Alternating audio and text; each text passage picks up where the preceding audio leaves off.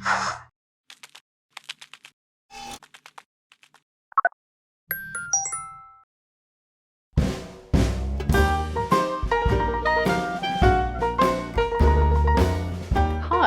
I'm Luann Weeks.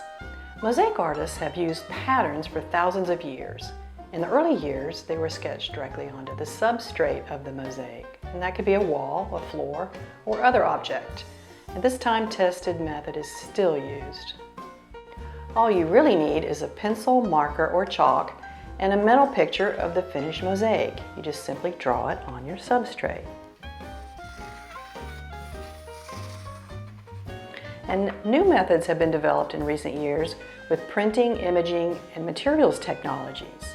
They make patterns with greater detail, speed, and accuracy. A variety of computer applications for drawing, photo editing, and graphic design can be used. And in my studio, we use Photoshop. So let's go to my computer and I'll show you. Photoshop allows us to use photographs or draw shapes. And one of the advantages is that the pattern has great detail. Patterns can be very large or small. Now I've created this pattern for a large community art project. It'll be in a space that's 6 feet tall and about 12 feet wide. The wallaby is 4 feet tall and approximately 4 feet wide as well. Smaller elements can be printed on letter-size paper.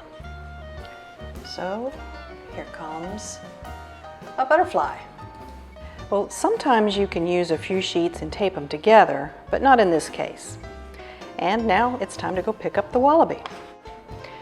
We sent our Photoshop file of the 4 foot tall wallaby to a printing company that has large format printing equipment. Well, this is what we got. Oh, and it's great. Here's some tips on printing these large patterns with small budgets.